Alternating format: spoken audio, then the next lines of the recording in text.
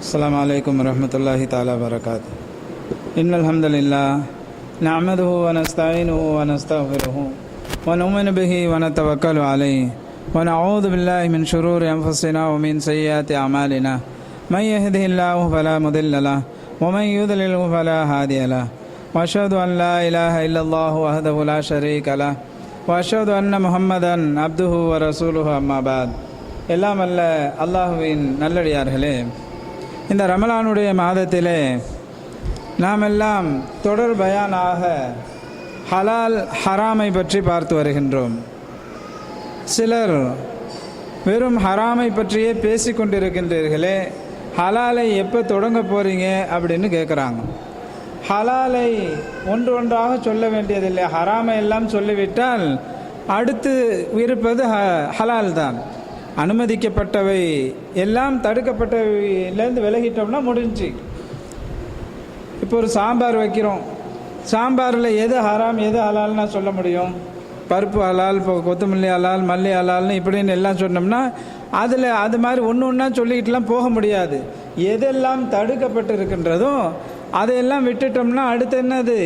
அது ஹலால். இப்போ ஒரு விஷயத்தை சொல்கிறோம், இது செய்யக்கூடாது, இப்படி தான் செய்யணும்னு சொன்னாக்கா அந்த செய்வது என்ன இருக்குது? தடுக்கப்பட்டதை செய்வது ஹராம் ஆகிடுது, செய்யாமல் இருப்பது ஹலால் இல்லையா?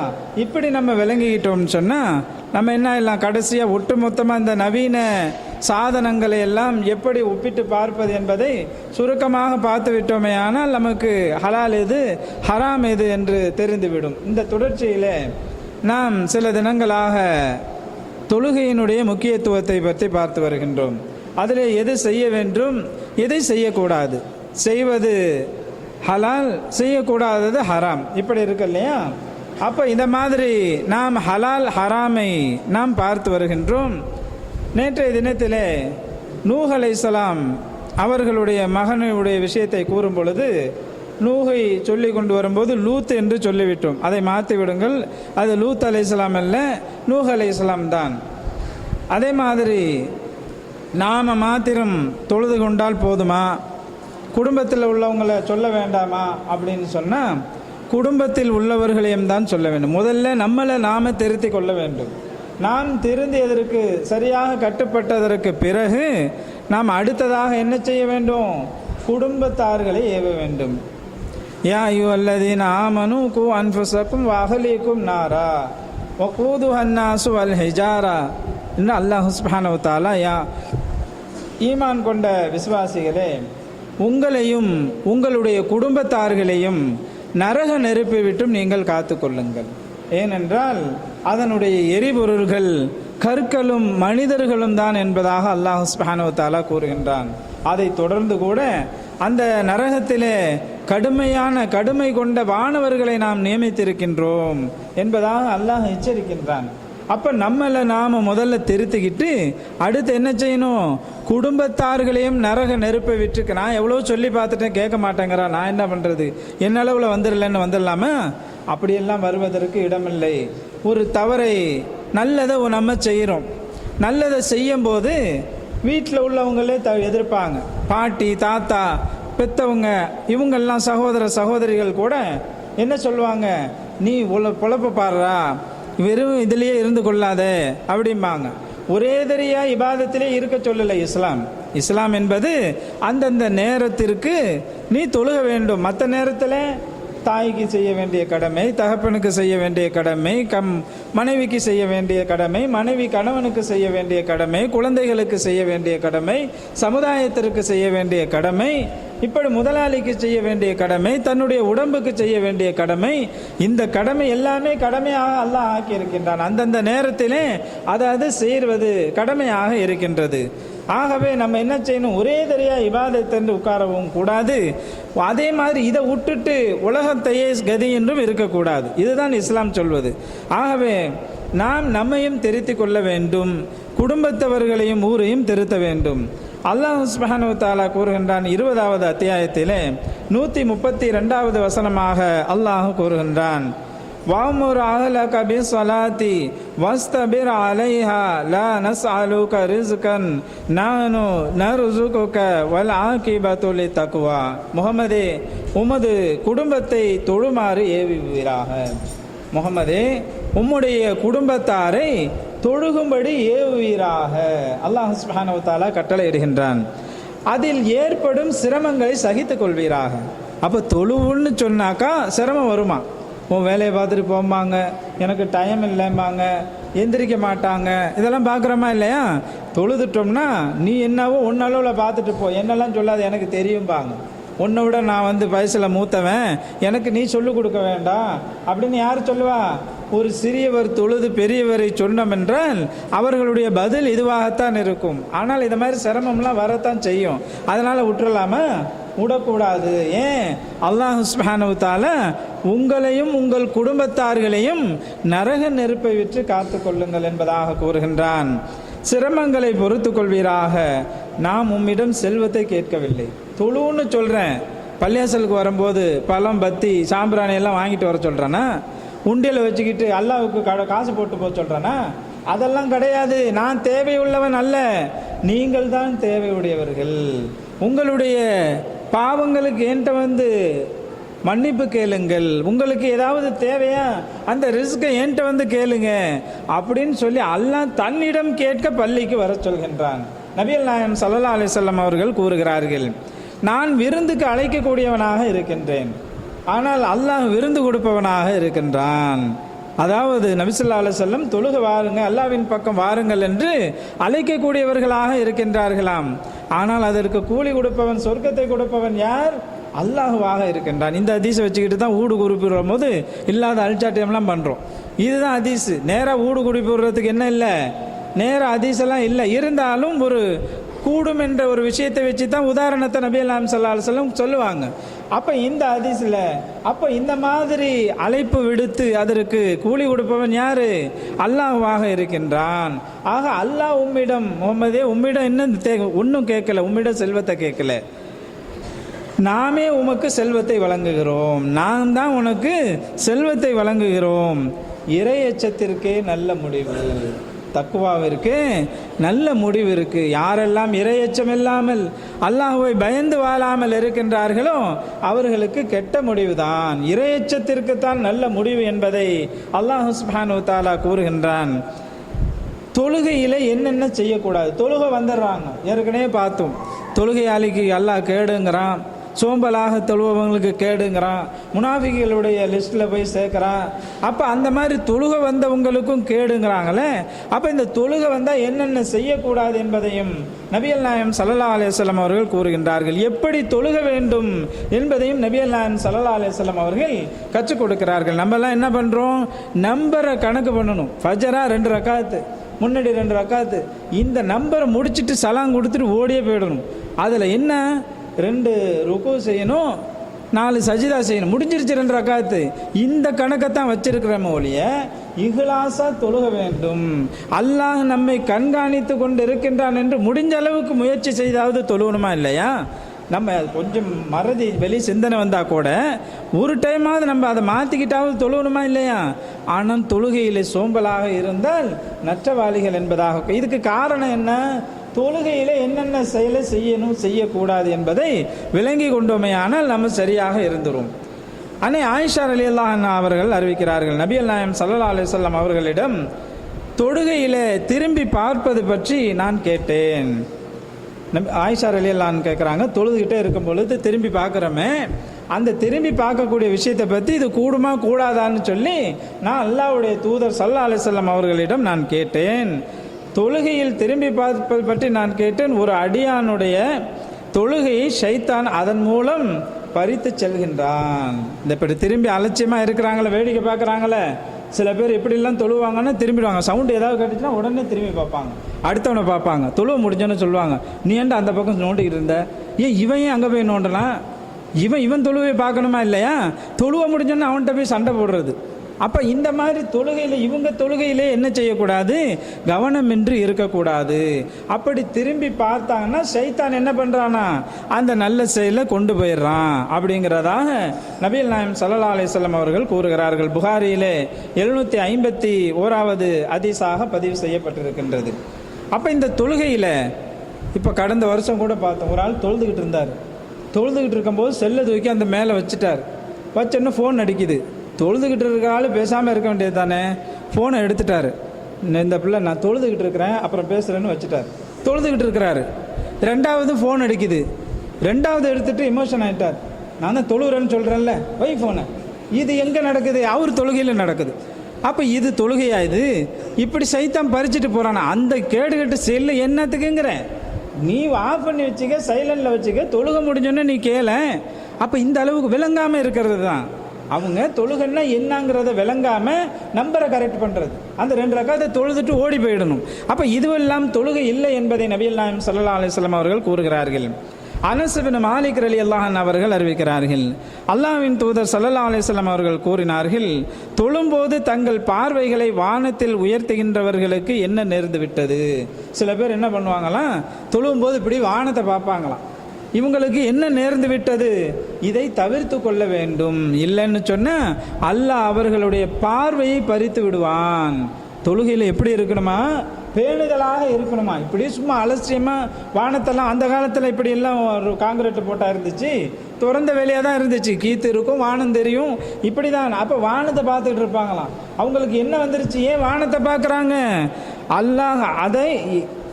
அல்லாஹ் வந்து அவர்களின் பார்வை என்ன பறிக்கப்பட்டு விடும். அப்படி செஞ்சாங்கன்னா பார்வை பறிக்கப்பட்டு விடும். புகாரியில் 750வது ஹதீஸாக பதிவு செய்யப்பட்டிருக்கின்றது. ஃபாத்திஹா சூரா, இந்த ஃபாத்திஹா சூராவினுடைய முக்கியத்தை எத்தனை பேர் விளங்கியிருக்கோங்கிறது தெரியல. ஆனால் நபிகள் நாயகம் ஸல்லல்லாஹு அலைஹி வஸல்லம் அவர்கள் கூறுகிறார்கள், எந்த ஒரு மனிதனுக்கு ஃபாத்திஹா சூரா இல்லையா அவனுக்கு தொழுகையே இல்லை. தொழுகையில் ஃபாத்திஹா சூரா என்பது ரொம்ப முக்கியம்.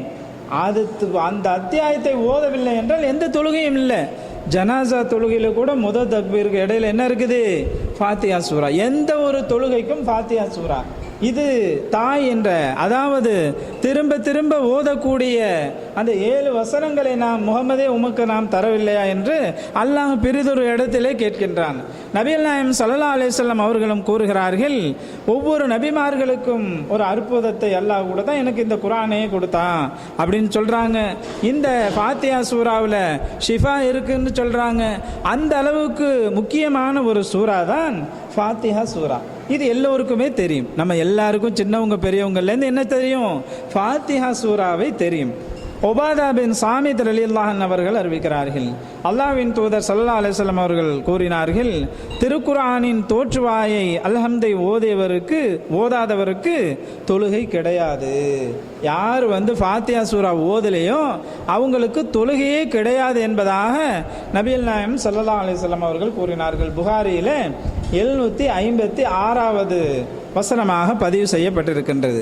அப்படி என்ன இந்த ஃபாத்திஹா சூரால பெரிய ஒரு முக்கியத்துவம் இருக்குன்னு சொன்னால், முதல்ல அல்லாஹுவை அவனுடைய தகுதிக்கு ஏற்ப கண்ணியப்படுத்துகின்றோம் ஒரு பாதி ஆரம்பத்தில்.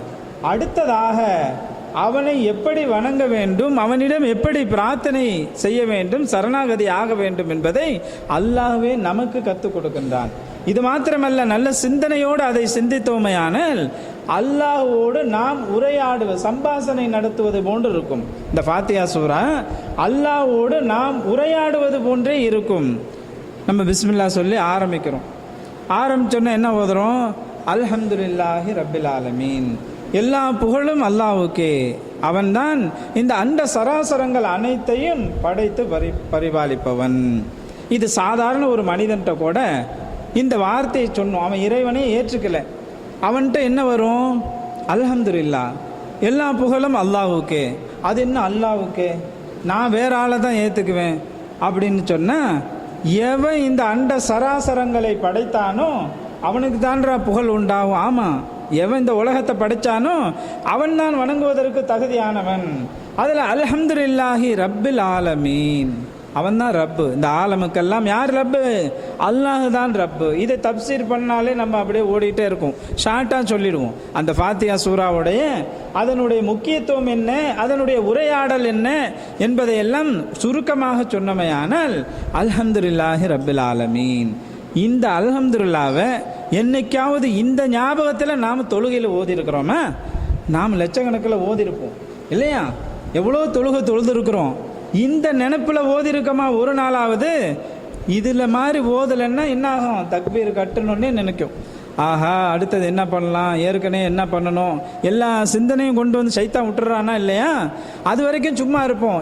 என்னமோ நினச்சிக்கிட்டு வந்தால் உன்கிட்ட சொல்லணும்னு மறந்துட்டானே, இக்காமத்து சொன்ன வந்து தக்பீர் கட்டிடுவோம்.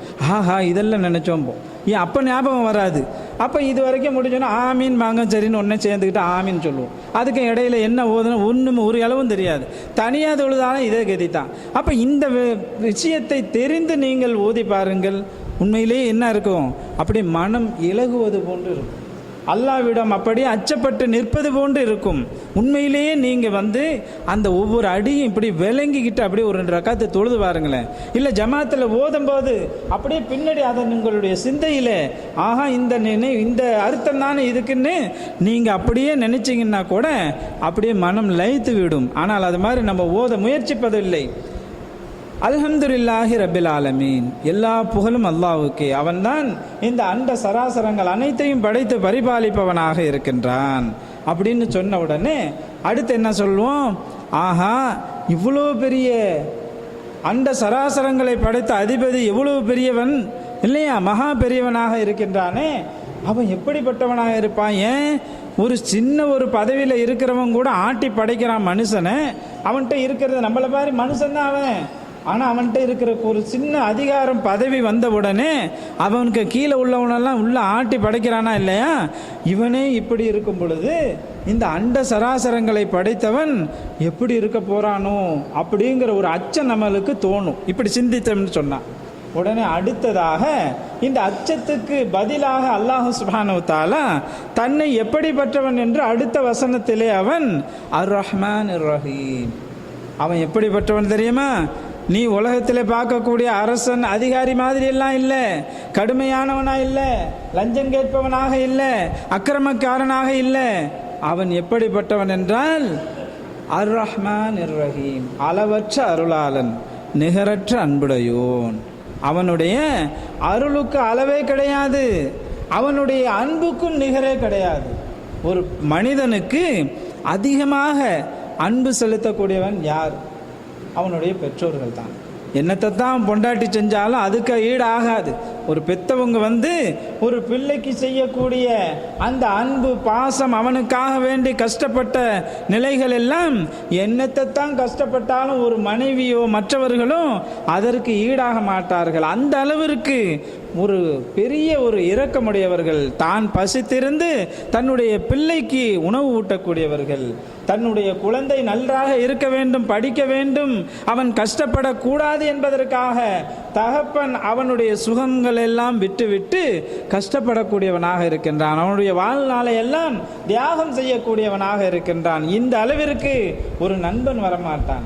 அந்த நண்பன் உயிரே கொடுக்குறேன்பான், இருந்தாலும் அதெல்லாம் ஏதாவது ஆதாயம் இருந்தால் தான் செய்வான், காசு இருந்தால் தான் செய்வான், நீ அவனுக்கு உபகாரம் செஞ்சால் தான் செய்வான். ஆனால் பெற்றவர்கள் அப்படியா?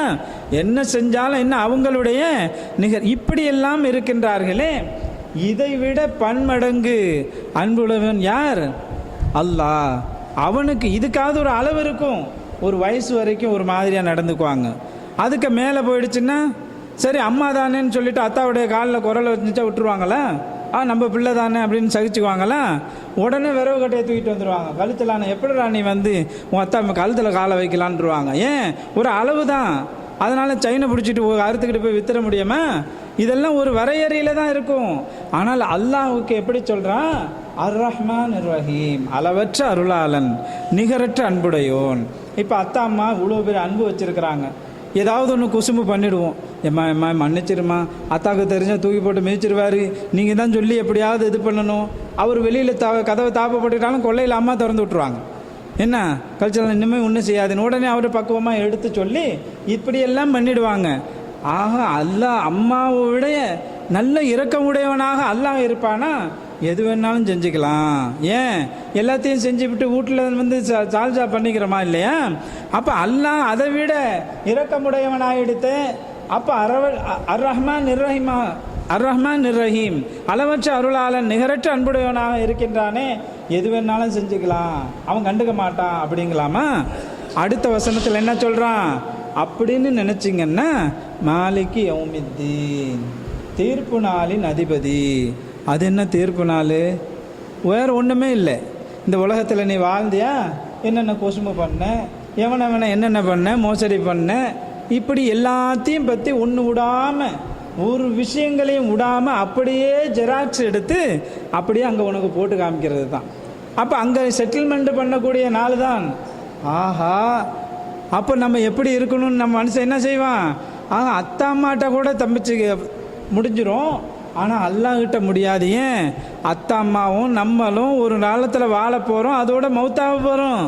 ஆனால் நெந்தே ஜீவன் மறுமையில் எல்லாரையும் உயிர் பிடித்து எழுப்பக்கூடியவன், செயலுக்கேற்ற கூலியை தரக்கூடியவன், ஒவ்வொன்றையும் விசாரிக்கக்கூடியவன், விசாரணை நாளின் அதிபதியாக இருக்கின்றான். அப்போ இங்கே ஒரு புஸ்டாப் வருதா, அங்கே நின்றுட்டு நிதானம் வருதா நமக்கு? ஆஹா, எப்படி இருக்க போகிறானோ, என்ன ஆக போகிறோமோ, நம்ம எவ்வளோ அநியாயம் பண்ணிட்டோமே, அதுக்கெல்லாம் என்ன கதியாகும்னு தெரியலையே அப்படின்னு மனசெல்லாம் என்ன பண்ணும்? பாடுபடும்.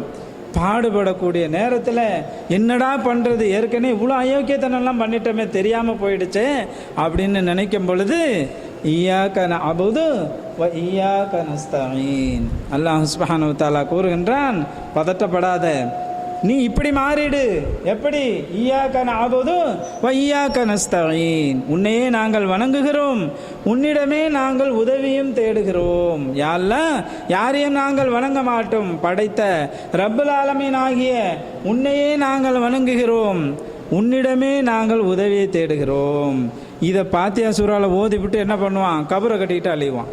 அந்த அவுளியாட்ட போய் கேட்பான், என்னடா அங்கே பள்ளிவாசலில் உட்காந்துக்கிட்டு ஈயாக்க நஅபுது வ ஈயாக்க நஸ்தஈன்னு வெளியில் போய் ஏன் சமாதிக்கிட்ட போய் அதை கேட்குற? அதே வார்த்தையை அங்கே சொல்கிறீங்க. அப்போ அல்லாஹ்கிட்ட சொன்னது உண்மையா பொய்யா? நீ தொழுதது உண்மையா பொய்யா? பொய்யாக இருக்கின்றார்கள். இங்கே ஒன்று அல்லாஹ்ட்ட ஒரு மூஞ்சும், அங்கே வேற இன்னொரு மூஞ்சும் காமிக்கிறார்களே. இவர்களை பற்றித்தான் அல்லாஹ் முனாஃபிகள் என்கின்றான், நயவஞ்சகர்கள் என்கின்றான். அப்போ இந்த நயவஞ்சகர்கள் எப்படி பாடுபடுவார்கள், அதாவது அடைவார்கள் என்பதையெல்லாம் கடந்த காலத்திலே நாம் பார்த்தோம். அப்போ இந்த மாதிரி வந்துருங்க, இய்யாக நஅபுது வ இய்யாக நஸ்தஈன், அப்போ உன்னையே நாங்கள் வணங்குகிறோம், உன்னிடமே நாங்கள் உதவியும் தேடுகிறோம் அப்படின்னு வந்தோன்னே அடுத்து கேட்க சொல்கிறான், எஹ்தின சிராத்தல் முஸ்தகீம், நீ எங்களை நேரான வழியில் நடத்துவாயாக. யா அல்லாஹ், நீ எங்களை நேரான வழியில் நடத்து. ஏன்? மறைவானது எங்களுக்கு தெரியாது. நாங்கள் எங்கள் டேட் ஆஃப் பர்த்துக்கு முன்னாடி எங்கே இருந்தோன்னு எங்கள் அத்தா அம்மாட்ட கேட்டால் கூட தெரியாது. இப்படி இல்லாமையிலேருந்து வந்தோம், எங்கள் அத்தா அம்மாவும் அப்படி தான் வந்தாங்க. அதே மாதிரி இல்லாமலே நாங்கள் ஒரு நாள் செல்லவிருக்கின்றோம்.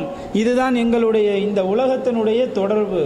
ஆனால் மறைவானதை எல்லாம் நீ அறிந்தவன், ஆதியும் அந்தமுமாக நீ இருக்கின்றாய்.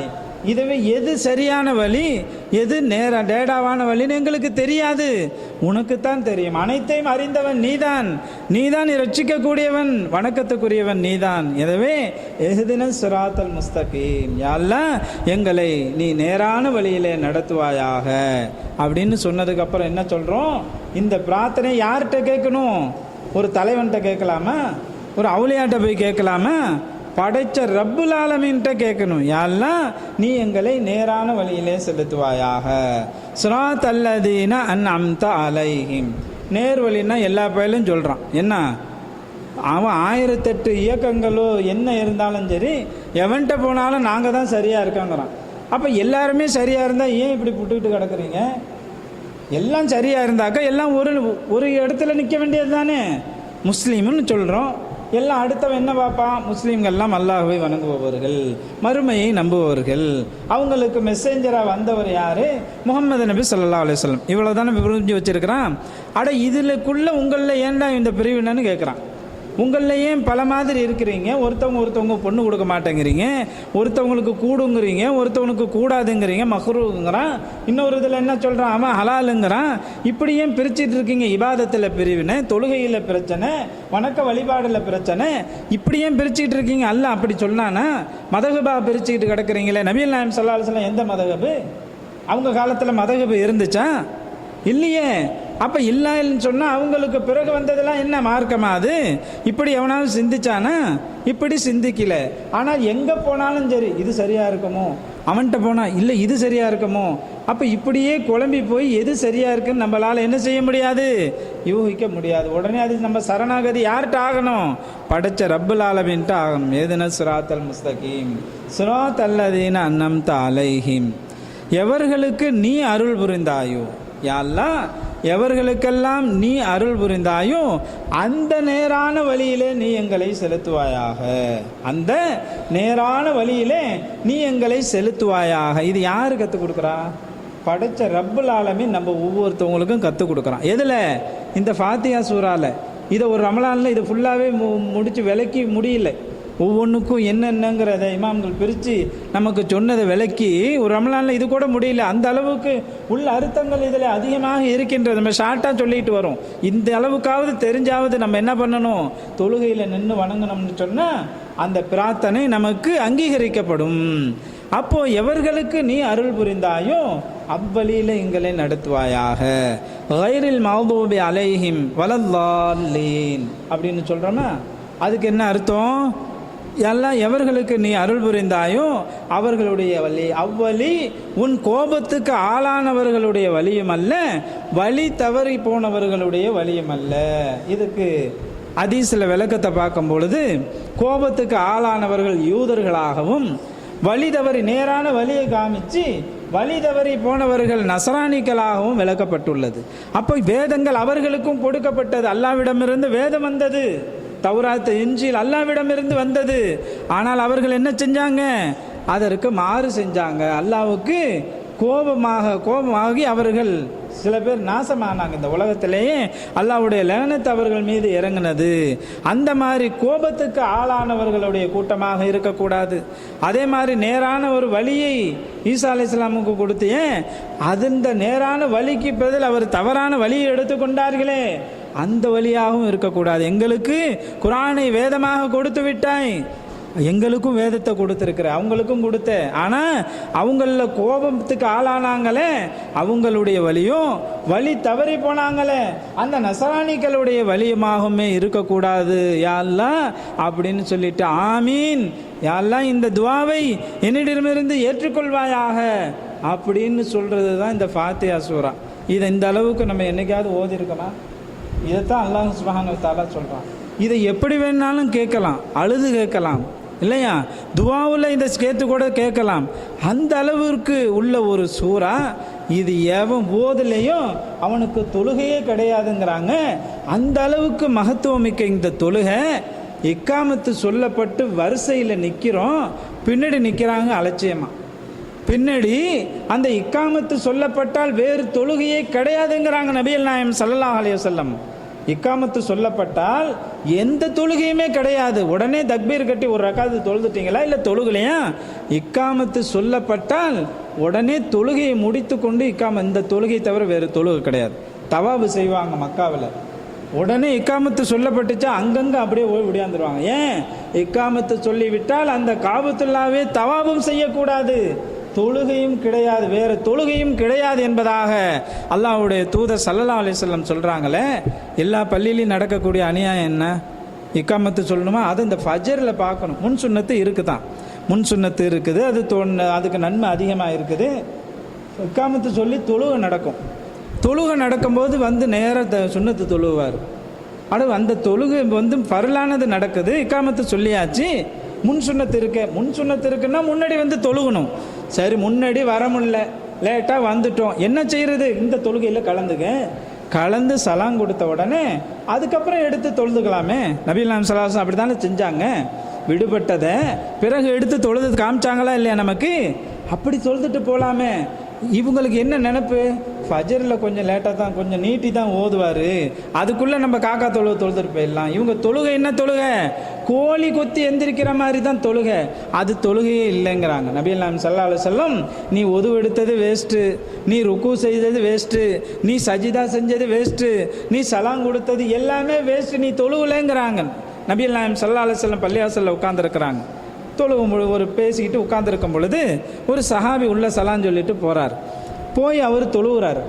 தொழுதுட்டு வந்து அஸ்ஸலாமு அலைக்கும் யா ரசூலல்லாஹ், நீ தொழுவில் போய் தொழுவுங்கிறாங்க. அவர் வந்தவர் போய் தொழுதுட்டு வந்திருக்கிறாரு. தொழுதவரை இவர் வாட்ச் பண்ணுறாங்க, ஃபாலோ பண்ணுறாங்க. இப்போ என்ன எப்படி தொழுகிறாருன்னு. தொழுது முடிச்சுட்டு வந்தோடனே நீ தொழுவில் திரும்பி போய் தொழுவுங்கிறாரு.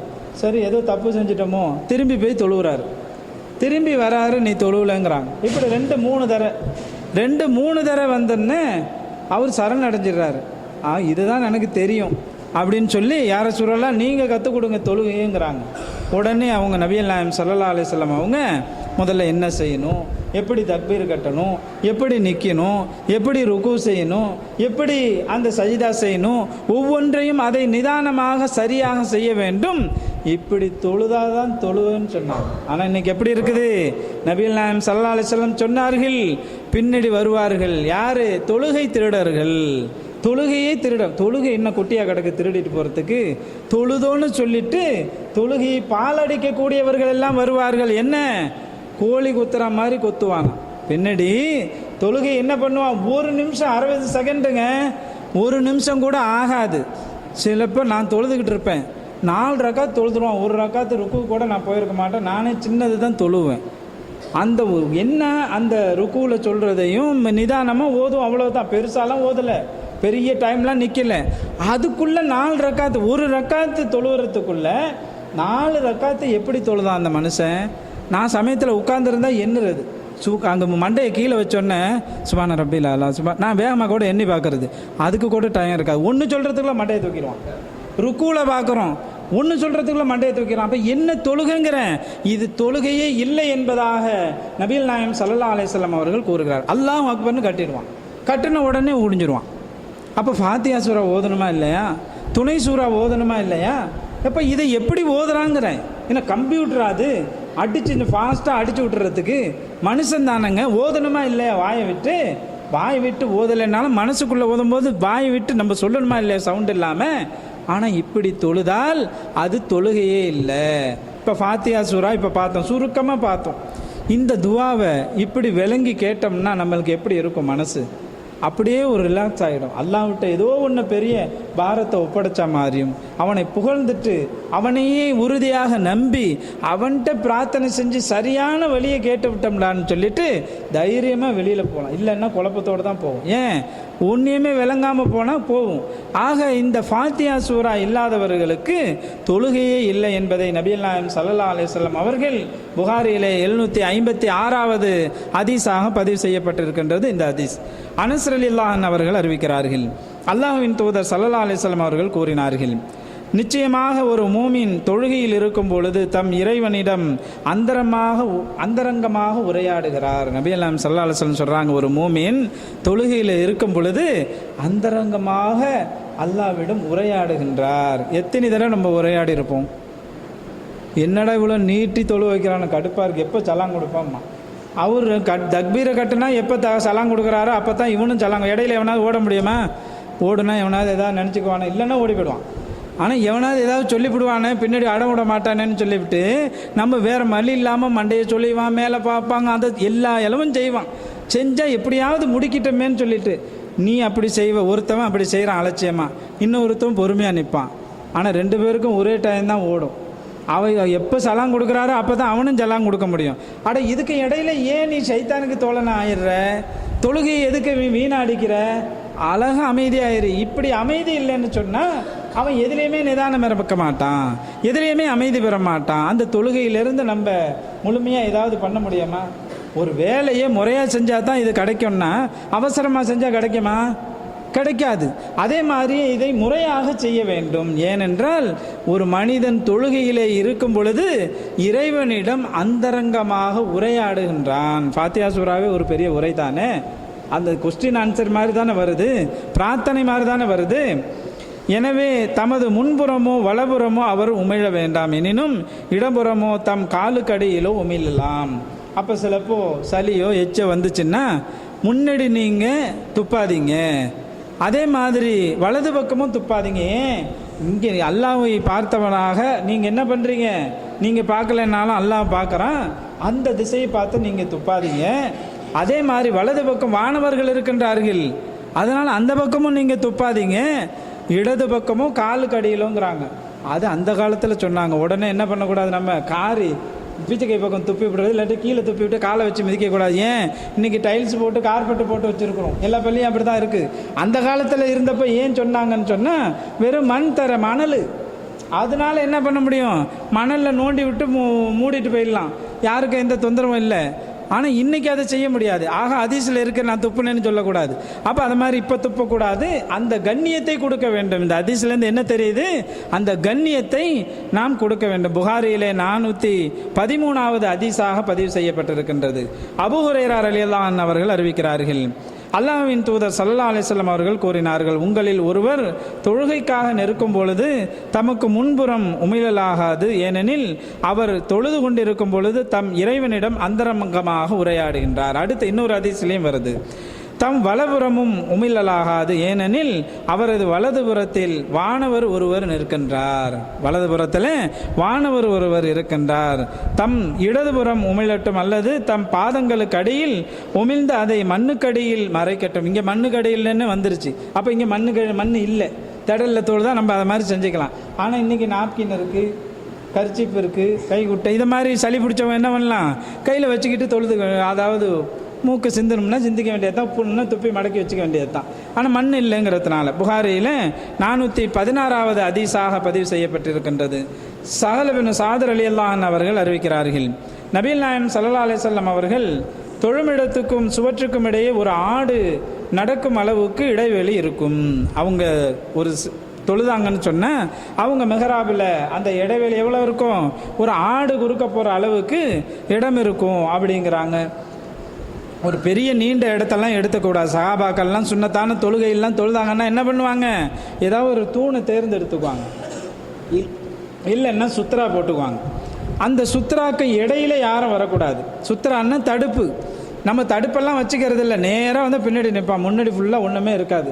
அப்போ குறுக்க அவனு தானே போகணும், ஏதாவது ஒரு தடுப்பை முன்னாடி வச்சுக்கிட்டா போனாக்கா ஒரு பிரச்சனையும் இல்லை. அந்த சுத்ரா இட்டுக்கொள்ள வேண்டும். இல்லைன்னு சொன்னால் அந்த சுத்ராக்கு இடையிலேயே சில பேர் நுழைவான். அப்படி நுழைஞ்சான்னு சொன்னால் தடுங்கன்னு சொல்கிறாங்க நபிகள் நாயகம் ஸல்லல்லாஹு அலைஹி வஸல்லம். தடுங்க, அப்படி தடுத்து திருப்பி வரான்னா திருப்பி ஓங்கி அடிங்க, சண்டை போடுங்கிறாங்க. திருப்பி அடிங்க, ஏன் தெரியுமா, அவன் தான் ஷைத்தான், அவன் தான் ஷைத்தான் என்பதாக சொல்கின்றார்கள். அபு சாலி கூறியதாவது, எவரும் குறுக்கே செல்லாமல் இருக்க தடுப்பு வைத்து கொண்டு அபு சயீத் அல் ஹுத்ரி ரலியல்லாஹு அன்ஹு அவர்கள் தொழுகிறாங்க. அப்படி தொழுவும்போது பனு அபு முயீத் என்ற கூட்டத்தைச் சேர்ந்த இளைஞர் ஒருவர் குறுக்க வராரு. அவருக்கு பார்க்குறாரு, பள்ளியெல்லாம் ரொம்ப நிறைஞ்சு வெளியுது, இவர்கிட்ட தான் இடையில குறுக்க போந்தால் ஓடி போகிற மாதிரி இடம் இருக்குது. உடனே இவர் என்ன பிடிச்சி தள்ளிடுறாரு, நெஞ்சை பிடிச்சி. அபு சயீத் அல் ஹுத்ரி ரலியல்லாஹு அன்ஹு அவங்க என்ன பண்ணுறாங்க, நெஞ்சில் குடித்து தள்ளுறாங்க. திருப்பி பார்க்குறாரு, வேறு எங்கேயாவது வழி இருக்கமா ஓடி போடலாமான்னு. திருப்பி பார்த்தா இதை விட்டால் வேறு வழி இல்லை. உடனே திருப்பி வரும்போது நெஞ்சை காட்டி வேங்கி அடிச்சிடுறாரு. அடித்தோன்னே வழி தாங்க முடியல அவருக்கு. உடனே மருவான்கிட்ட போய் சொல்லிடுறார். மருவான் வந்து ஆட்சியாளராக இருக்கிறாங்க. மருவான் வந்து கூப்பிட்றாரு, ஏன் உன் சகோதரமான இதை மாதிரி அடிச்சு விட்டாமல, என்ன செய்தி? உடனே அவங்க அபு சயீத் அல் ஹுத்ரி ரலியல்லாஹு அன்ஹு அவர்கள் அறிவிக்கிறார்கள், நபிகள் நாயகம் ஸல்லல்லாஹு அலைஹி வஸல்லம் அவர்கள் சொல்ல நான் கேட்டிருக்கின்றேன். அதாவது யாராவது குறுக்க போனால் அவருடன் என்ன பண்ணும், அதை தடுக்கட்டும், அப்படி இல்லைன்னு சொன்னால் அவரோட சண்டை இடட்டும் அப்படின்னு சொல்லி, அப்போ அவன் வந்து சைத்தான். அதே மாதிரி மீண்டும் மீண்டும் அந்த ஒம்புக்கு வந்தான்னா சைத்தாங்கிறாங்க, சண்டை போடலாங்கிறாங்க. அது நபிகள் நாயகம் ஸல்லல்லாஹு அலைஹி வஸல்லம் அவர்கள் சொன்னார்கள்.